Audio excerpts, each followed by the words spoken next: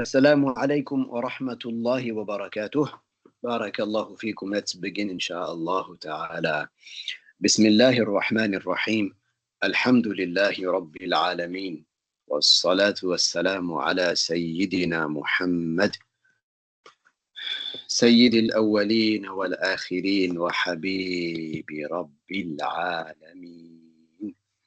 Muhammad sallallahu alayhi wa sallam. لا إله إلا الله محمد رسول الله. قال المؤلف رحمه الله، أو هنا كان الشيخ رضي الله عنه يتكلم عن المكفرات، عن الأمور التي تخرج الإنسان من الدين، فذكر قال: أو تحليل محرم بالإجماع معلوم من الدين بالضرورة مما لا يخفى عليه كالزنا واللواط وقتل المسلم والسرقة والغصب. The Shaykh was talking about matters that render people non-Muslims. So he said, to legitimize something prohibited by consensus that is known in the religion by necessity, and that, yes, it is known in the religion by necessity, meaning that Muslims are not unaware of this matter, like fornication and adultery being haram, and like sodomy being haram, and like killing a Muslim, and like stealing, and like al-ghasb, which is also a type of stealing. Sorry, can you just let me know if you can hear me? I had some technical difficulties. Can you just can anybody hear me? Okay, great. Barakallahu fiki. Barakallahu fiki. Okay, thank you. MashaAllah. Good, I got that out of the way now. Subhanallah. MashaAllah. طيب، فيقول الشيخ رحمه الله شرحا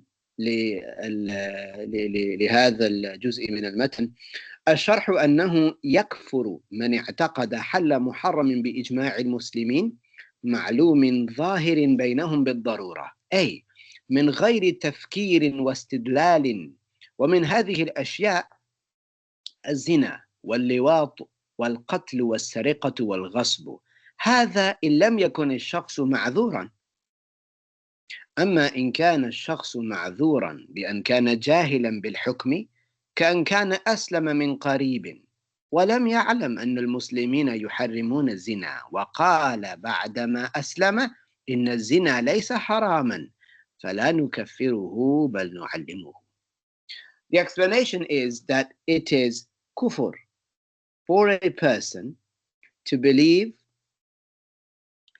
in the supposed legit, or to believe to be legitimate what is known by all the Muslims, what is known by the consensus of the Muslims to be haram.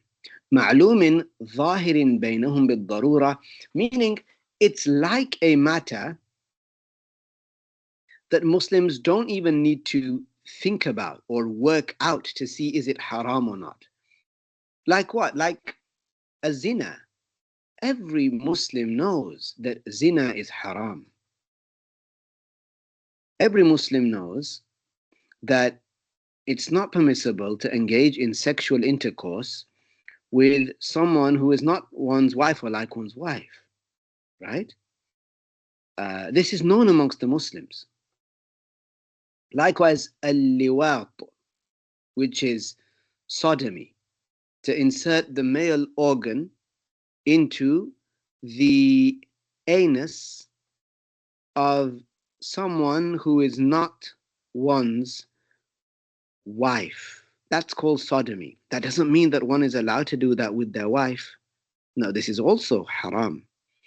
So Muslims know that this is haram, right? They don't even have to think about it. If they're asked about it, they know. Like drinking alcohol.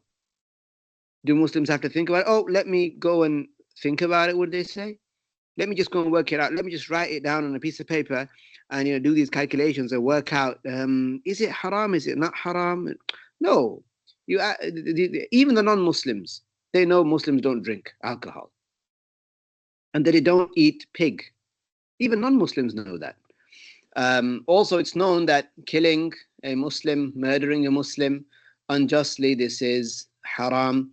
As-sariqa, which is to stealthily steal something from the place in which it is kept, and it has a value of about over £60 or even more nowadays.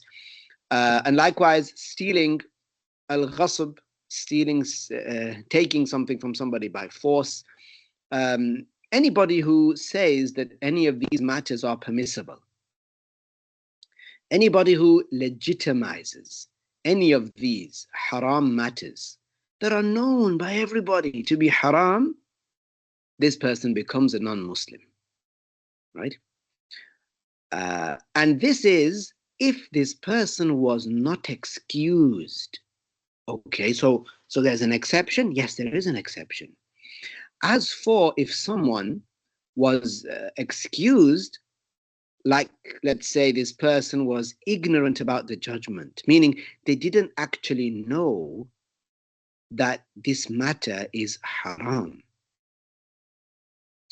Like, for example, a person who recently embraced Islam and did not know that the Muslims deem haram fornication and adultery. And so after this person embraced Islam, he said that it's permissible to fornicate. If he says that it is not haram to fornicate, then here we don't judge this person as a kafir. Rather, we teach him. You see, because in these matters, in the rules of the religion, where we're not talking about the attributes of Allah, and we're not talking about the attributes of the prophets that can be known by the intellect alone. You don't need a teacher for those things. It's known through the intellect alone. Affirming the existence of Allah, knowing that Allah is attributed with kalam, and that Allah is not like the creation, knowing that the prophets don't lie, knowing, and so on. These can be deduced through the intellect alone. As for the rules of the religion, like what we mentioned here, right? These can only be known if a person hears about them. So, whoever knows, you see, when I put out the lesson description, I said whoever knows, whoever legitimizes something that they know to be haram, then a person commits kufr. However, many people nowadays, in many different things, are like new Muslims, in the sense that usually people who have just embraced Islam, they don't know a lot or a lot of details even about the Muslim practices. Okay? So many people nowadays who have been raised in Muslim families, okay, they are grown-ups now and have their own children and even their own grandchildren. Many of these people nowadays, they are like new Muslims in the sense that there are many things that they do not know. There are many things that they have not learned. There are many things that they are unaware of, right? So many people will say things where they end up legitimizing things that are haram. They will end up saying that things that are actually haram, they'll say that they are halal, because they never learned the rule. Now, firstly, them having never learned the rule, if it's part of the personal obligatory knowledge, then they're sinful for not having learned the rule. Secondly, they are sinful for giving a religious judgment without knowledge. Like if a person says that zina is not haram, that fornication, adultery, someone says that it's not haram. And let's say this person had never heard before, like the person in our example, this person had never before heard or learned that it was haram. So they thought it was permissible, so they said it was permissible. They have given a judgment without knowledge, and this is an enormous sin. Question: why is it not kufr upon them? Because the element that makes something in this scenario kufr is absent. What is that element that makes something kufr in these types of cases? It's when a person knows it to be a certain way, and this person didn't know.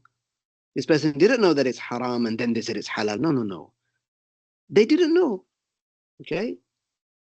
They just assumed that it was halal, so they said it was halal. So the element that makes a person a kafir, which it is belying the religion, knowing it's one way and saying it's the other way. Okay, knowing it's haram, knowing it, and then deliberately, while knowing it, that it is haram, saying it is halal. That's kufr. If somebody didn't know, for example, let's look at the rules of the religion. Okay, there are so many, hundreds and hundreds of rules, right? MashaAllah, alhamdulillah. If a person didn't know that after ejaculating, if they didn't know, for example, that you need to perform al-ghusl, for example, and they kept making wudu and performing the shape of the prayer, their prayer wouldn't be valid, right? Their prayer wouldn't be valid. That's because they never learned that they had to perform al-ghusl. Now that's on them for not learning. That's on them for not learning. Okay, let's put that scenario to the side for a second. Another person never woke up for Fajr prayer. Their family fell short, their guardians fell short, and never woke them up for the Fajr prayer. So their guardians sinned. But this person, therefore, did not know that there is such a thing as the Fajr prayer. So this person said that there's no such thing as the Fajr prayer. When somebody told them about it, they said, what's that? Fajr? No, there's no Fajr prayer. So this person is saying there are only 4 obligatory prayers. Now, originally, that's belying the religion, isn't it? That's saying about something that is an obligation that it's not an obligation. That's kufr. Of course it is. That's belying the religion. And belying the religion is kufr. But this person, he didn't actively belie the religion. It's not that he knew that Fajr is an obligation and then deliberately, whilst remembering, said, no, Fajr is not an obligation. No, he didn't do that. So he is not charged with blasphemy because he didn't actively belie the religion. He belied the religion, but not actively, not knowingly. Okay? And this is the case in general for the rules in the religion. The rules in the religion. Okay? And that's what is mentioned here. So this is taken as a rule. Somebody comes to you and they mention something among the rules of the religion that's not related to the attributes of Allah or the prophets. And they say about something that's actually haram, you know it to be haram. They say it's halal. Right? Now, what are you going to do? Are you going to judge them as a kafir? You're going to investigate, or rather, you're going to say to them, no, it's not like that. You can't say that.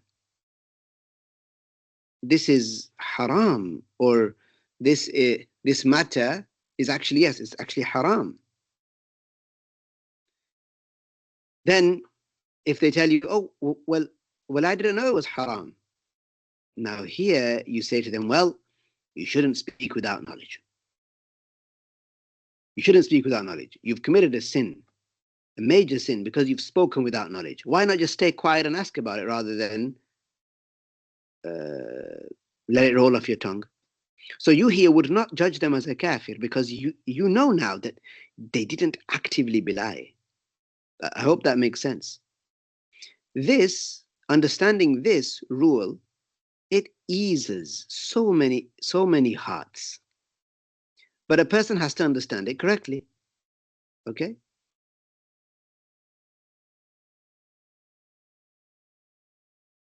All right.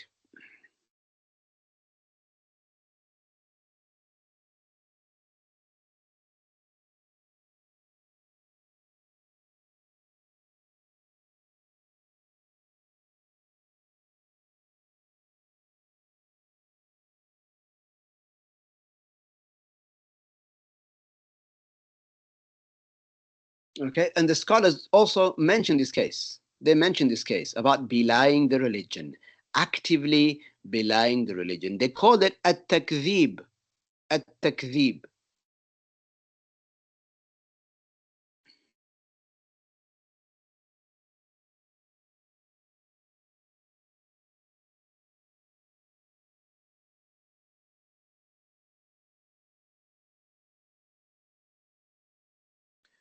What about if someone says something about something haram that it is blasphemous without knowing?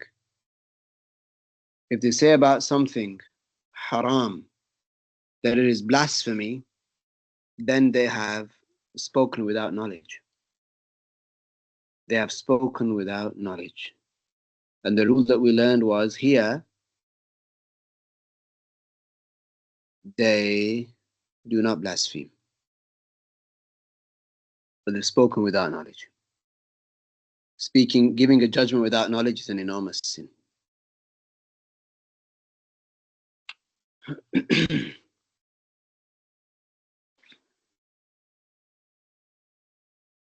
قال المؤلف رحمه الله: أو تحريم حلال ظاهر كذلك كالبيع والنكاح. So here now the Shaykh mentioned it the other way around. Here we were speaking about if somebody legitimizes, يعني يحلل محرما بالإجماع. But here the Shaykh was speaking about if someone legitimizes something that is prohibited. Now the opposite is if somebody deems as prohibited, haram, something that is legitimate. That's also the same element, belying the religion. Someone actively does that. If someone actively says about something halal that it is haram, they know it's permissible. They know it's something that can be done. They know it's not haram, and they say it's haram, then this is kufr. Okay, again, if they actively belie, they actually knew that that was the case, but they said it the other way, and that's kufr. Otherwise, they would be excused from kufr. But depending, yani, they would, if they gave a judgment without knowledge, then they would commit a major sin. الشرح أن من حرم أي جعل موجبا للعذاب في الآخرة شيئا هو حلال عند المسلمين معلوم حله بينهم علما ظاهرا يعرف ذلك العالم والجاهل كالبيع والنكاح أي الزواج فإنه كافر وليس المراد بتحريم هنا أن يمنع نفسه من شيء مع اعتقاد حله كقول الرجل حرام علي أكل اللحم فإنه لا يكفر عندئذ. The explanation is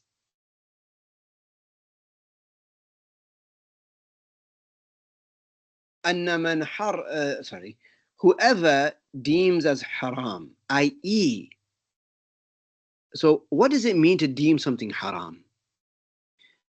That means if somebody deems something to be a sin, i.e., something that makes it necessary that they would, or rather that they would be deserving of punishment in the hereafter, if they judge something that is permissible according to the Muslims, and it's known very clearly, the scholars know it and the ignorant people know it to be permissible, like buying, like selling, and marriage, people know that to be permissible.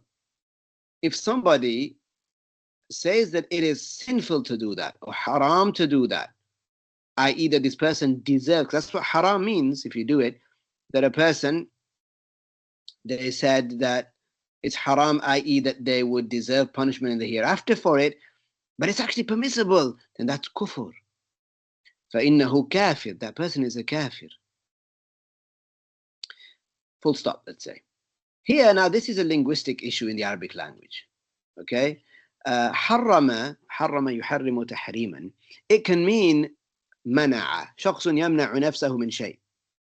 For example, Allah revealed in the Quran, يا أيها النبي لم تحرم ما أحل الله لك تبتغي مرضات أزواجك.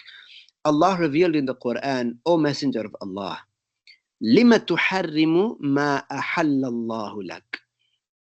Why, O Messenger of Allah, have you prevented yourself from something? Why have you refrained from something? Which is fine, which is not sinful, of course. This refraining that the Prophet practiced, this abstinence that the Prophet practiced, he wasn't sinful for that, of course. But it's something that Allah made permissible. فَلِمَ تُحَرِّمْ مَا أَحَلَّ اللَّهُ لَكَ. It was that the Prophet عليه الصلاة والسلام, he stopped eating عسل المغافير, a type of honey, for a certain reason. We won't go into it now. So it's permissible to eat that honey, and it's permissible to abstain from eating that honey. So the Prophet ﷺ abstained. He stopped eating it. So it was revealed, يَا أَيُّهَا النَّبِيُّ لِمَ تُحَرِّمُ مَا أَحَلَّ اللَّهُ لَكَ. So here the issue is that the word التحريم or حرم يحرم, it doesn't always mean someone's made it haram upon themselves, i.e. they believe that it's sinful for them to do such a thing. No, it can mean they've prevented themselves. Linguistic issue. So التحريم here does not mean that somebody prevented themselves from something whilst believing that it is permissible, like a man saying حرام علي أكل اللحم, meaning that I resist, I am abstaining. It is like for him to say, it is not allowed for me, like I do not allow for myself to eat meat. This person is not saying it is sinful, but they're using that word haram. It's prevented for me. In this case, this person does not commit kufr, of course.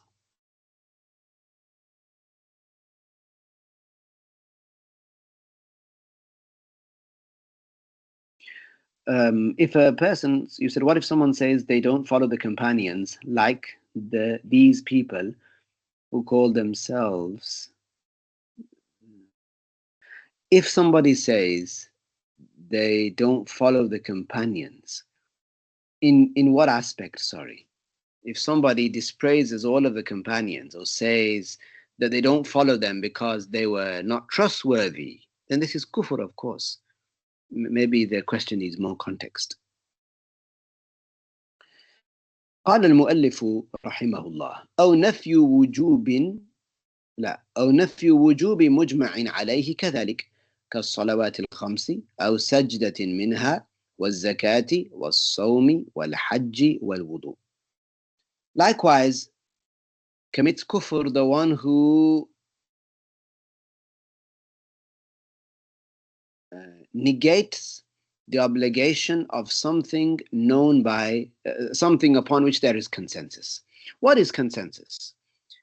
It is the agreement, the concurrence of the mujtahid jurist scholars at one particular time on a certain matter. When that concurrence occurs at that time, this matter is, you may say, set in stone. That's it. This matter is as they agreed, is as they concurred upon. That is because the Messenger of Allah sallallahu alayhi wasallam said, لا تجتمع أمتي على ضلالة. My ummah, meaning the mujtahids of my nation, will never agree, will never concur upon a misguidance. Meaning, if they do concur upon something, then this is haqq, this is the truth. So if somebody knows that all the mujtahids agreed upon something, i.e., in other words, this is a matter of ijma', this is a matter of consensus, and they deny it, they say, no, this matter is not true, while they know all the Muslims have agreed to it, then this is kufr. Like the 5 obligatory prayers, or even a prostration from one of them, or a zakah, or fasting, or hajj, or wudu. الشرح أن مما يخرج من الإسلام نفي وجوب ما أجمع المسلمون على وجوبه وعلم بظهور ووضوح يشترك في معرفته العالم والجاهل كإنكار الصلوات الخمس وإنكار سجدة منها وإنكار الزكاة وإنكار وجوب صوم رمضان وإنكار وجوب الحج على المستطيع وإنكار وجوب الغسل من الجنابة فهذا ردة وكفر. Explanation: that among that which evicts from al-Islam is for a person to negate the obligation of a matter upon which there is the consensus of the Muslims. A matter that is known, very, very apparently, it's known, it's very clear, shares or participates in knowing about that the scholars and the ignorant people. This is like if somebody denies the obligation of the 5 obligatory prayers, or if somebody denies even a prostration within them. It's known how many prostrations there are. Like in Fajr, there are 2 rak'ahs, right? 2 obligatory rak'ahs. There are 2 prostrations, sajdas, in each rak'ah. So that's 2 and 2. So that's 2 rak'ahs. Altogether, they contain 4 prostrations. Likewise, if somebody was to deny a zakah, they said it's not an obligation. Or they said the same about fasting Ramadan, or about al-Hajj for the one who is able, or about the obligation of ghusl when a person becomes junub. Okay? And they know the Muslims agreed that these matters are obligations. So this then is apostasy. That person that had been a Muslim becomes an apostate. He committed kufr.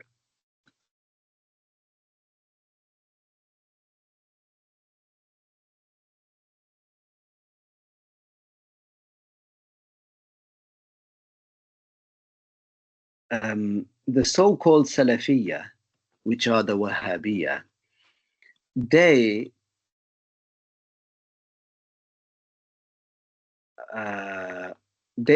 have a bigger problem. The so-called Salafiyya, I'm answering a question here. The so-called Salafiyya, if they believe that Allah is in the sky, then they are kuffar. If they believe Allah is above an arsh, they are kuffar. If they believe that Allah Ta'ala has literal hands and a face and a foot that supposedly he puts into hell, if they attribute body parts to Allah, literal body parts, and a direction to Allah, then these people are kuffar. So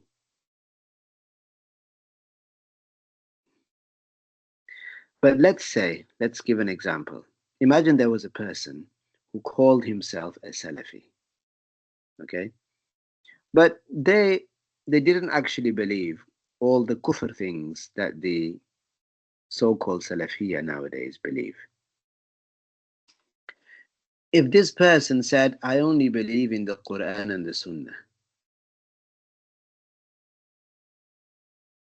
and they didn't follow the companions, I think you mean the mujtahids, perhaps, but let's say you meant companions, then you would simply say to them, well, why is it that you don't follow the companions? Rhetorically, you'd say, why is it that you don't follow the companions? Wasn't the Quran conveyed by the companions and the hadith conveyed by them? Um, this doesn't make sense for them. I've not heard people saying we follow the Quran and the hadiths and don't follow the companions. Perhaps there are people that say we don't follow the mujtahid. Yes, there are misguided people who say that. And they think that they're qualified to look in the Quran and the hadith. These people, if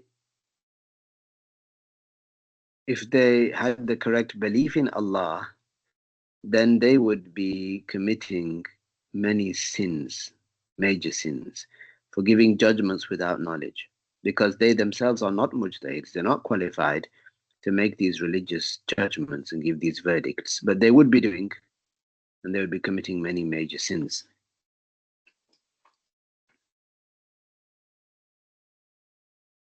قال المؤلف رحمه الله. Continuing, the Shaykh said, أو إيجاب ما لم يجب إجماعا كذلك. Likewise, if somebody deems obligatory, says something that is not obligatory, by consensus is not obligatory, if they say it is obligatory, then the judgment is the same. الشرح أن من أوجب ما لم يجب بإجماع المسلمين وكان أمرا ظاهرا بين المسلمين أنه غير واجب فهو كافر. If a person makes obligatory what is not obligatory by the consensus of the Muslims, and it was a matter that was very clear and apparent between the Muslims, such that they know the Muslims don't deem this to be an obligation, but this person said it is an obligation. This person says it out of stubbornness, and so this is kufr, of course. This person is a kafir. قال المؤلف رحمه الله أو نفي مشروعية مجمع عليه كذلك. Likewise, if somebody negates the religiousness, let's say, of something that there is consensus upon. الشرح أن من الكفر الاعتقادي النفي بالقلب مشروعية أمر مجمع عليه مما عرف المسلمون أنه مشروع في الدين بالضرورة، أي معرفة ظاهرة يشترك فيها العالم والجاهل، كرواتب الفرائض الخمس والوتر. Among the kufr beliefs is for a person to negate in their heart the mashru'iyya, meaning for it to be established in the Islamic law. So they deny with their heart what is established in the Islamic law, a matter, right, that has been known by consensus, that the Muslims know that it is part of our religion. They don't have to think about it. Exactly. أي بدون تأمل واستدلال. They don't have to think about it to know that it's part of our religion. And it's known by the scholars and the ignorant people, like the rawatib of the fara'id, like the sunnah rawatib that accompany the fara'id, the five fard prayers, and the witr. فائدة الإجماع إنما ينعقد باتفاق المجتهدين فقط، فلا يشترط فيه اتفاق العامة ولا العلماء الذين ليسوا مجتهدين.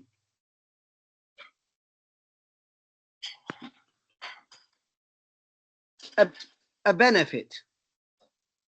The ijma', the consensus, it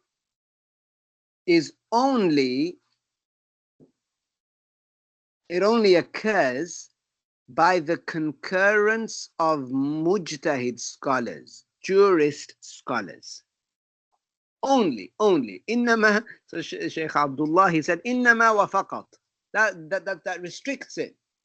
It's restrictive and it's preventative of anything else entering into it. الإجماع إنما ينعقد باتفاق المجتهدين فقط.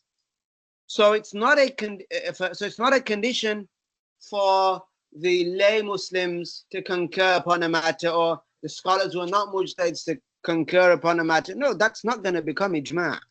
That's not going to become ijma'. That's not what the Prophet mentioned. لا تجتمع أمتي على ضلالة. That's not what the Prophet intended, عليه الصلاة والسلام, when he said لا تجتمع أمتي على ضلالة. He meant the mujtahids of my nation, when they come together on an issue, right? That will be true. That will be 100% true. They will not come together and concur upon a misguided matter. So if they do concur upon something, you know it's true. And he didn't say anything about non-mujtahids. It doesn't matter. All the non-mujtahids could get together and agree upon something, but it doesn't mean anything.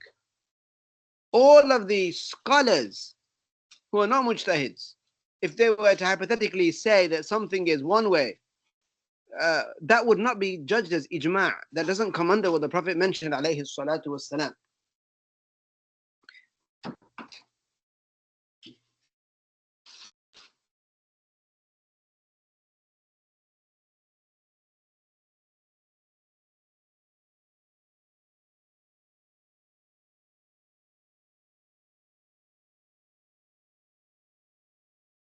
This question that you've asked here, it's not clear. You said, what if a person knows that Allah does not have the same attributes as the creation? Okay. But they accidentally say something that may sound blasphemous. What does it mean accidentally? Their tongue slipped? If their tongue slipped and they did not intend to say that at all, then there is nothing on them. Even if their tongue slipped and they said something blasphemous, meaning they didn't intend to say that at all, but it's what came out. And what came out was actually blasphemous, but they did not intend to say it at all. At all. They meant to say something else, but this is what came out. Then this is not kufr. This is not blasphemous upon them.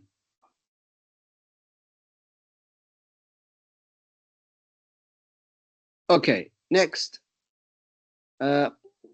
قال المؤلف رحمه الله أو عزم على الكفر في المستقبل أو على فعل شيء مما ذكر أو تردد فيه. So if a person intends, this is also kufr. If a person merely intends to commit kufr in the future, then this is kufr. So having an intention to commit kufr in the future, this is kufr now. Or a person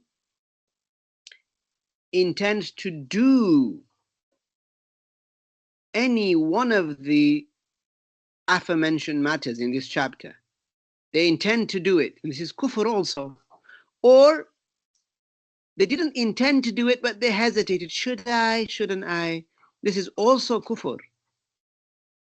The Shaykh said, الشرح أن من عزم في قلبه على أن يكفر في المستقبل أو على فعل شيء من الأمور الكفرية التي مر ذكرها فإنه يكفر في الحال. He said, whoever intends in his heart to do something or to commit kufr in the future, okay, whoever intends that, or to do something among the kufr things that were mentioned, whoever intends that for the future, then this person in the now, in the present, becomes a blasphemer. In the now. Even if they said, even if they intended to commit kufr after a month, they become a kafir right now. وكذلك من تردد هل يفعل ذلك أو لا فإنه يكفر في الحال. Likewise, the person who hesitates, should he do that matter or not, that kufr matter, should he say that kufr matter or not, this person becomes a kafir in the present, right now.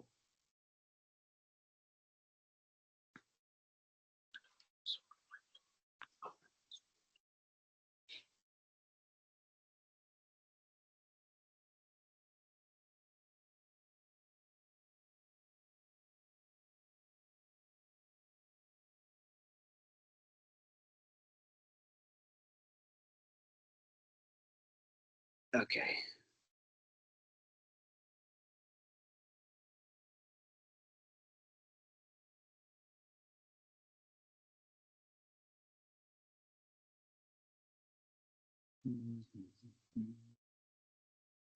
قال المؤلف رحمه الله: لا خطوره في البال بدون إرادة.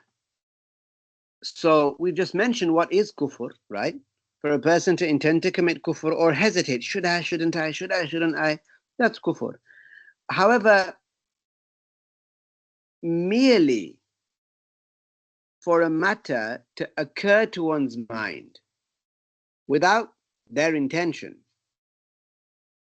it came to their mind and they dismissed it, then this is not kufr.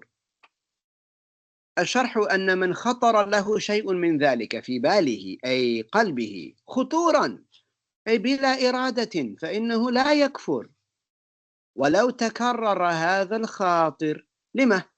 لأن هذا ليس مما يستطيع الإنسان منعه، والله لا يكلف العبد إلا ما هو في وسعه، وهذا عام في كل شيء. The Shaykh said, rahimahullah, the one who gets an involuntary thought, خطر له, it came, I'll be literal, and the one to whom something of the kufr statements, okay, comes to his mind,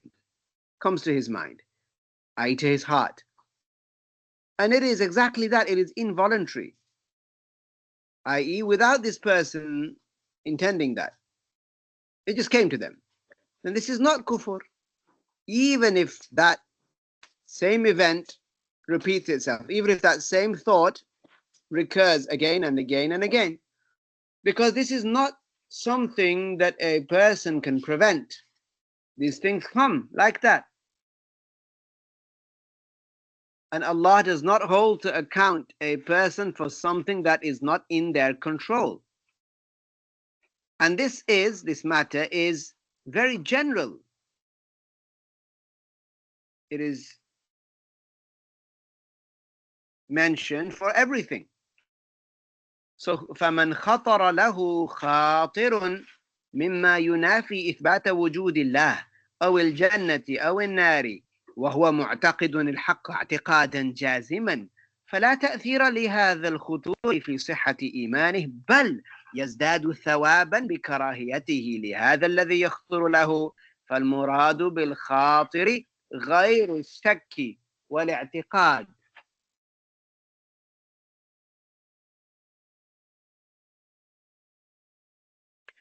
So whoever gets an involuntary thought, right, the involuntary thought which negates the existence of Allah, or it negates the existence of paradise or hell, and the person that gets the thought, he believes in the truth, he is firm upon solid upon the truth, then this khatir, this involuntary thought, does not affect that person in the authenticity of his iman, in his faith. It does not affect his faith.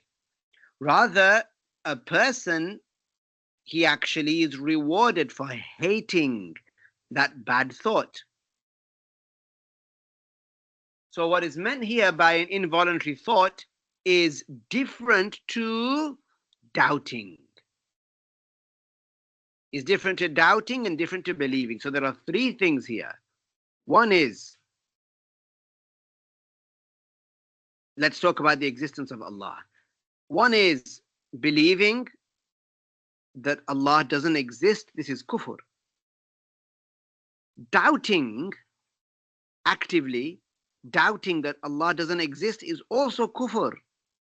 As for al-khatir, this is an involuntary thought. And this does not constitute doubt or believing. A person pushes this away and again and again and again and again and again, and they're rewarded for that. Next.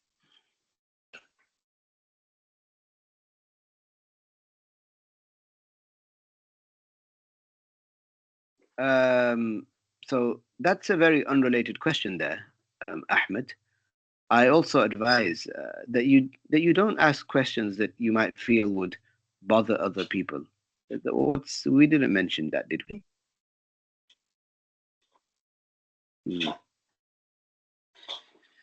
Okay. قال المؤلف رحمه الله أو أنكر صحبة سيدنا أبي بكر رضي الله عنه. If a person denies the companionship of our master Abu Bakr, may Allah raise his rank, then this is kufr. الشرح أن من أنكر صحبة سيدنا أبي بكر رضي الله عنه بالقلب أي اعتقد أن أبا بكر ليس صحابيا بل ليس صاحبا لرسول الله صلى الله عليه وسلم فقد كفر. So whoever denies the companionship, if you will, and we'll see why we talk about companionship in the ayah. Whoever denies that the Prophet alayhi salatu wasalam, or rather that Sayyiduna Abu Bakr radiyallahu anhu was a companion, that he accompanied the Prophet alayhi salatu wasalam, whoever denies that in their heart, I believes that Sayyiduna Abu Bakr was not accompanying or a companion of the Prophet alayhi salatu wasalam, this person is charged with blasphemy.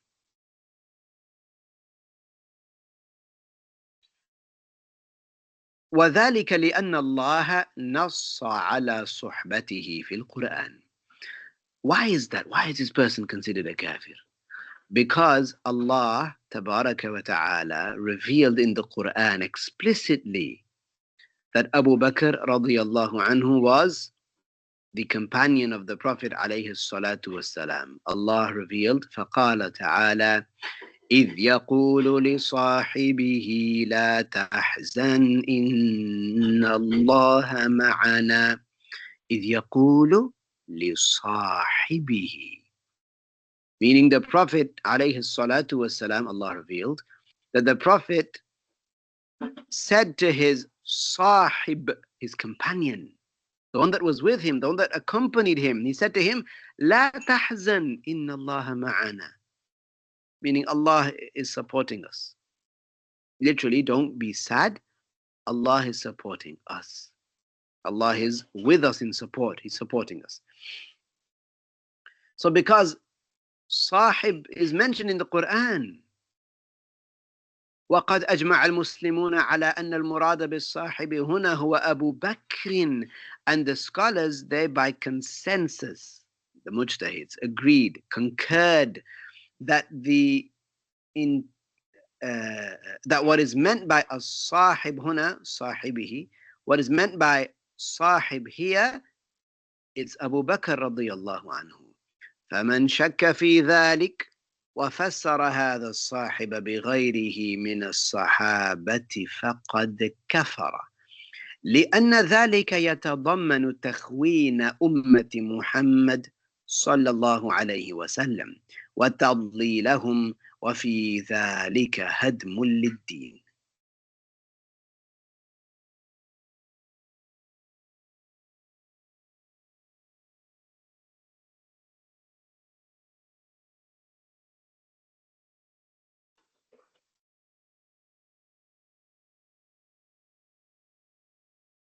Yeah, there you go.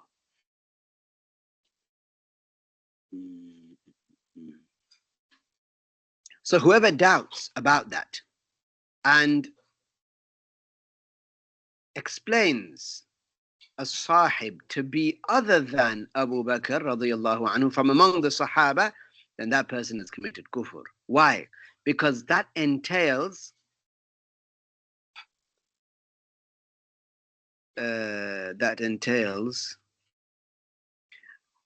charging the nation of Prophet Muhammad alayhi salatu wasalam with treachery and saying that they were all misguided in that. And that destroys the concepts. That would destroy the religion. You look at the footnote here. قال النووي في الروضة أو قال, if somebody says, أو قال لم يكن أبو بكر الصديق رضي الله عنه من الصحابة كفر. If somebody says that Abu Bakr رضي الله عنه was not among the companions, then this person will be a kafir. وقال بعضهم,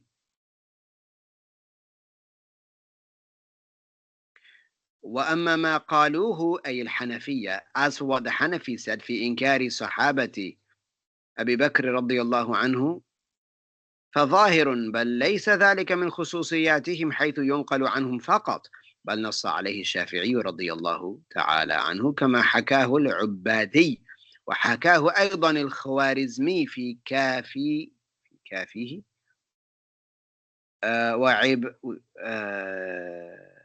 وعبارته لو أنكر كون أبي بكر الصديق رضي الله تعالى عنه صحابيا كان كافرا, نص عليه الشافعي لأن الله تعالى قال إذ يقول لصاحبه لا تحزن.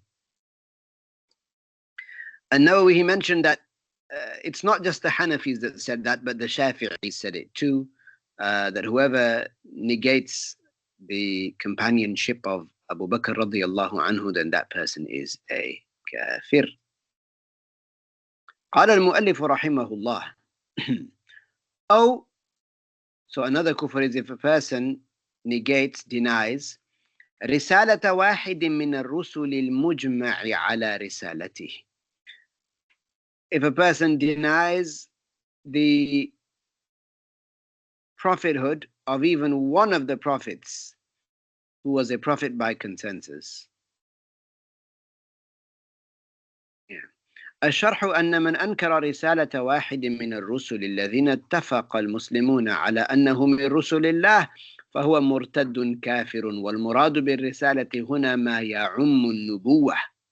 So, firstly, الرسالة, the word الرسالة means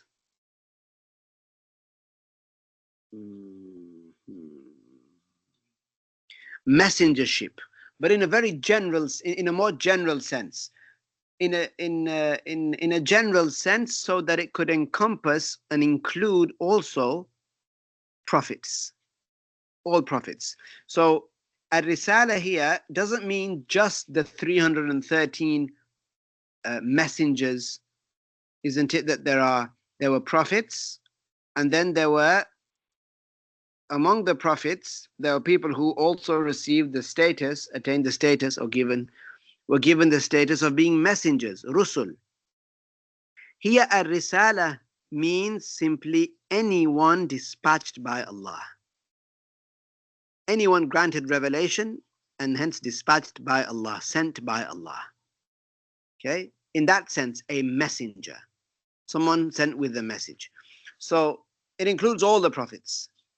So whoever denies the prophethood of one of the prophets sent by Allah, that the Muslims agreed that this person was sent by Allah, and a person knows that, let's say, right? And they deny, they say, no. It's like they're saying, well, the Muslims say this person was a prophet. I'm saying he's not a prophet. This person is an apostate and a kafir.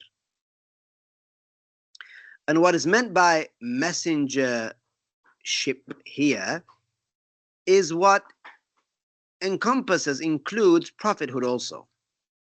فمن أنكر نبوة واحد من الأنبياء الذين أجمع المسلمون على أنه من الأنبياء فقد ارتد وكفر إلا أن كان لا يعلم ذلك لأنه لم يشتهر عنده فلا نكفره بل نعلمه لأن هذا لا يتوصل إليه عن طريق العقل إنما يعرف عن طريق النقل.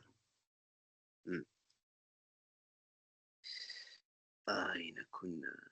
So whoever denies the prophethood of one of the prophets about whom the Muslims agreed that he was among the prophets, then such a person has committed apostasy, committed kufr. Except if this person didn't know, actually didn't know, because because he didn't hear it from people. So so then he said this person is not a prophet. Then we don't we don't judge this person as a kafir. I mean, he shouldn't be speaking without knowledge, right, in the first place. But he didn't know, so he's not actively belying the religion. See the same concept coming up again? He's not actively belying the religion. He's belying the religion, but not actively. Rather, what we do, we don't call him a kafir, rather we teach him. Why? Because a matter such as this, a person cannot reach it via the intellect alone. Rather, it's known through transmission, through hearing it, through people teaching it, and so on. وكذلك لو قرأ شخص في القرآن أن هارون وإلياس واليسع أنبياء ثم نسي لطول عهده بالقراءة للقرآن فقال عن واحد منهم إنه ليس بنبي فلا يكفر. Likewise, if somebody read the Quran and in it they saw that Harun and Ilyas and Al-Yasa' alayhimus salam are all prophets, then he forgot because he didn't recite the Quran for a long time, and therefore said about one of those prophets that he's not a prophet. Then this is not kufr. Why? Because he's not actively belying. It's not like he knows at that point when he's uttering that that person is a prophet, and now he's going to say he's not a prophet, because that would be actively belying, right? Because he remembers that they're prophets, but this person is not actively belying. وأما من اختلف فيه هل هو نبي الرسول أو هو نبي فقط أو هو ولي فقط كالخضر عليه السلام فمن قال بواحد من ذلك فلا حرج عليه لكن القول الراجح في الخضر عليه السلام إنه نبي.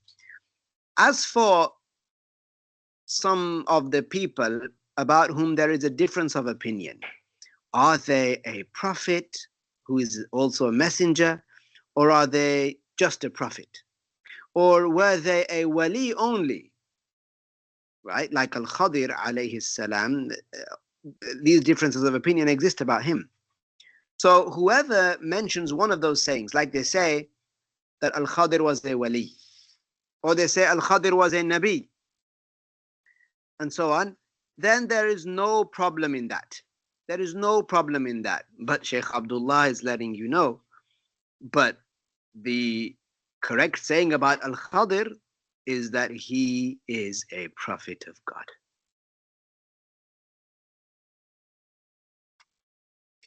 Let's see.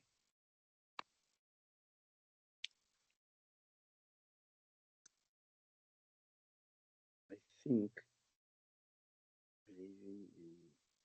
we went one more, I think.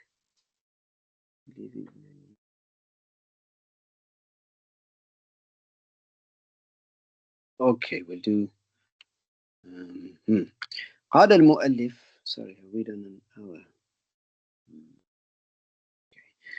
قال المؤلف رحمه الله أو جحد, so another kufr is for someone to أو جحد حرفا مجمعا عليه من القرآن أو زاد حرفا فيه مجمعا على نفيه معتقدا أنه منه عنادا. Likewise commits kufr the one who denies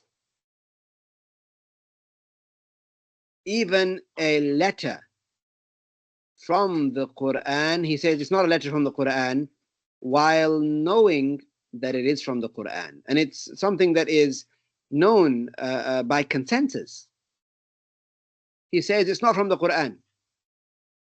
For example, like to say the qul in qul huwa Allahu ahad or qul a'udhu bi rabbin nas, to say that it's not from the Quran, it's not part of the Quran. You don't need to say it. Just say Allahu ahad and say a'udhu bi rabbin nas and a'udhu bi rabbil falaq without qul. This is kufr to say that. All the Muslims know. You want to recite Surah Al-Ikhlas? قل هو الله أحد الفلق أنا الناس, yeah. قل أعوذ برب الفلق. Or الكافرون قل يا أيها الكافرون. It's known.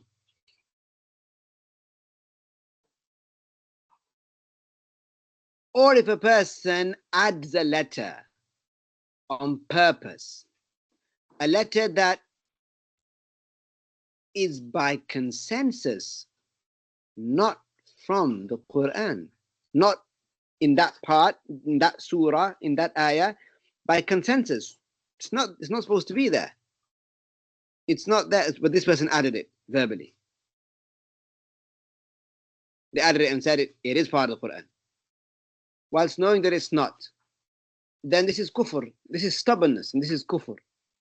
الشرح أن من أنكر حرفا اتفق المسلمون على أنه من القرآن فقد ارتد إلا أن يكون إنكاره جهلا منه لا على وجه العناد.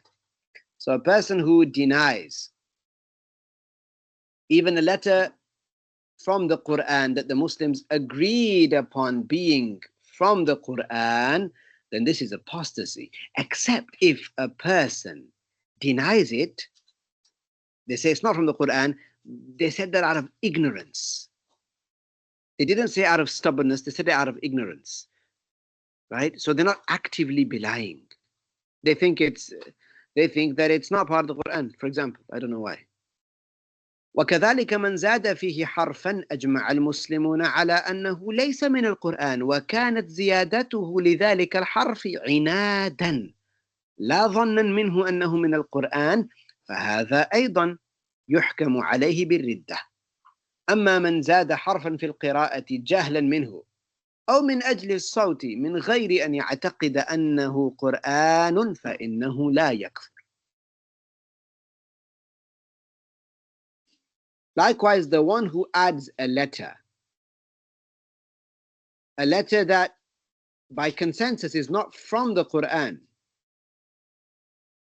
and he added this letter stubbornly, not thinking that it's from the Quran, but out of stubbornness, he added it. He said that this is from the Quran, when he knows it's not. This person is also considered an apostate. Kufr.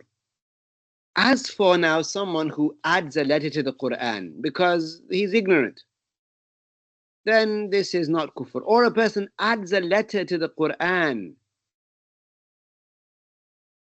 to give themselves a tune, to give themselves, according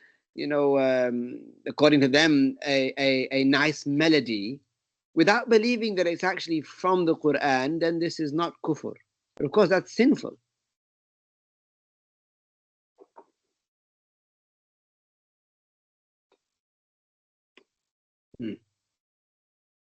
قال المؤلف رحمه الله أو كذب رسولا أو نقصه أو صغر اسمه بقصد تحقيره. To belie a prophet, I actively belying a prophet, this is kufr. Or to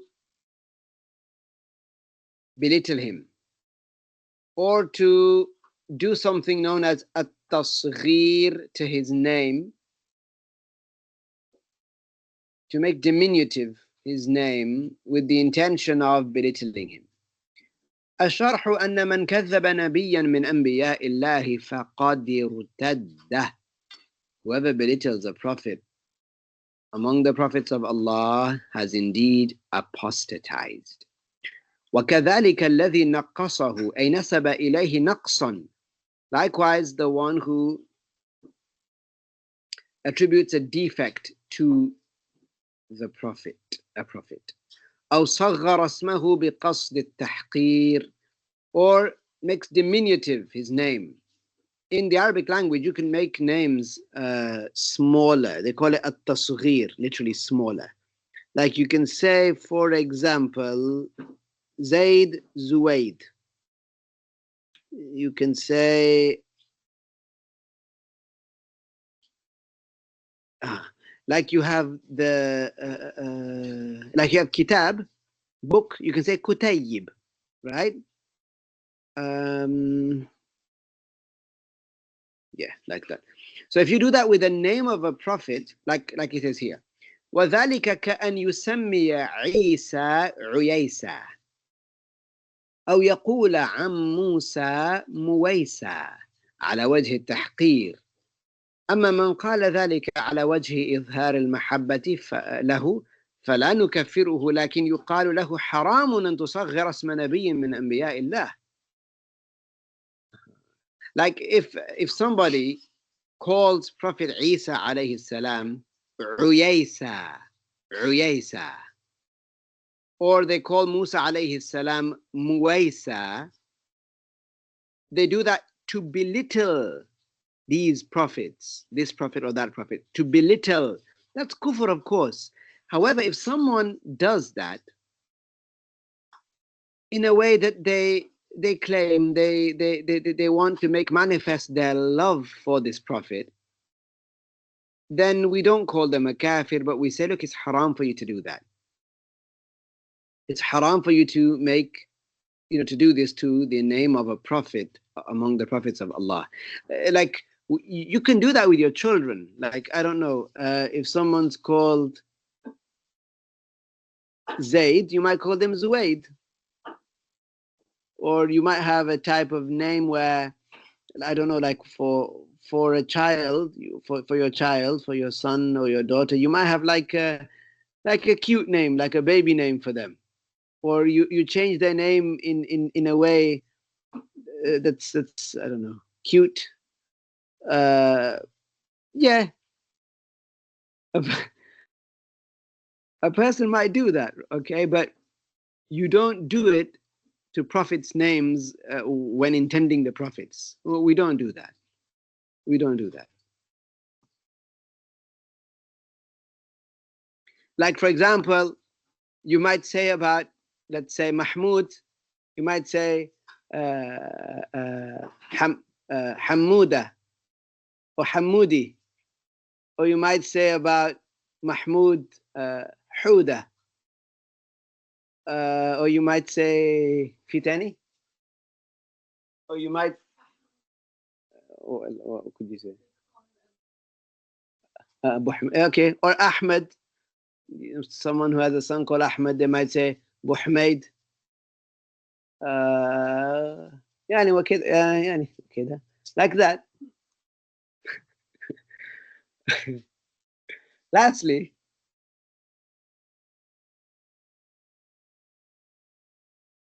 girls' names, like that.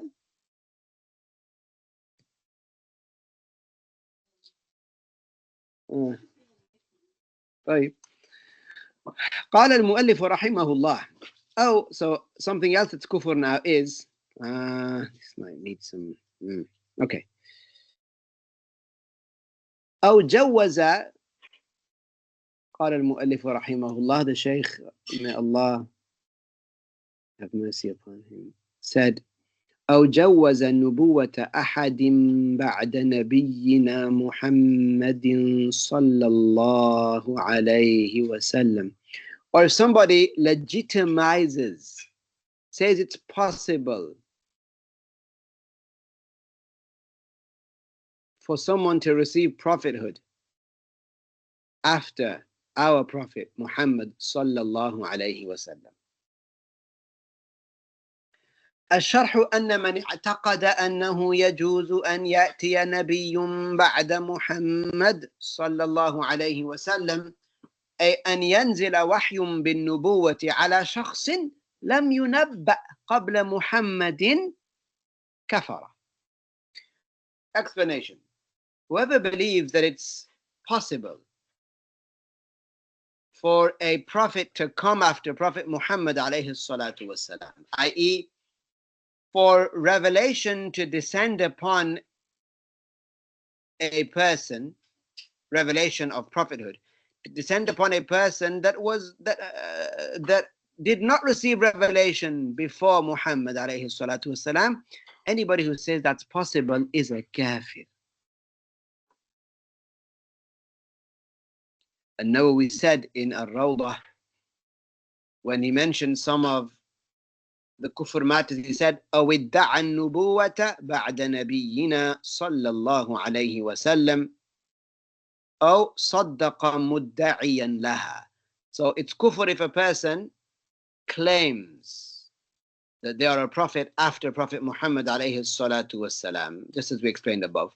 Or they believe that someone is they believe someone's claim to prophethood in the way that we explained. That's also kufr. وكذا لو شك بأن قال يجوز أن يكون فلان نزلت عليه النبوة. Or if somebody doubts and says, it's possible that such and such person, he received revelation and that he's a prophet. وقد ظهر جماعة يقال لها الأحمدية القاديانية آمنوا برجل اسمه غلام أحمد كان في الهند توفي منذ نحو قرن ونصف يعتقدون أنه نبي مجدد أحيانا يقولون نبوته نبوة ظلية أي تحت ظل محمد عليه الصلاة والسلام، أي ليس مستقلا إنما هو منتسب إلى سيدنا محمد عليه الصلاة والسلام، وكل هذا كفر، فإنه لا يجوز أن ينبأ شخص بعد محمد صلى الله عليه وسلم لا استقلالا ولا تجديدا لنبوته، فإنه قال وختم بي النبيون. وقال عليه الصلاة والسلام في الحديث الذي رواه البخاري كانت بنو إسرائيل تسوسهم الأنبياء أي تحكمهم، كلما هلك أي مات نبي خلفه نبي وإني خاتم النبيين فلا نبي بعدي. Okay, unfortunately, there appeared a people, a group, a cult, a faction, known as Al-Ahmadiyya, Al-Qadiyaniyya, also known to a large part of the Pakistani and Indian community as the Mirzai. The Mirzai after Mirza Ghulam Ahmad. The Mirzai, they believed in a man whose name was Ghulam Ahmad. He was in India. He died about a century and a half ago. They believe that he is a renewing prophet, and sometimes they say his prophethood is a shadow prophethood, i.e., under the shadow of Prophet Muhammad alayhi salatu wasalam, i.e., that his prophethood is not independent, rather it is attributed to our master Muhammad alayhi salatu wasalam. Sheikh Abdullah said, وَكُلُّ هَذَا كُفْرٌ, and all of this is kufr, وَالْعِيَاذُ بِاللَّهِ وَالْعِيَاذُ بِاللَّهِ وَكُلُّ هَذَا كُفْرٌ. For indeed, it is not religiously possible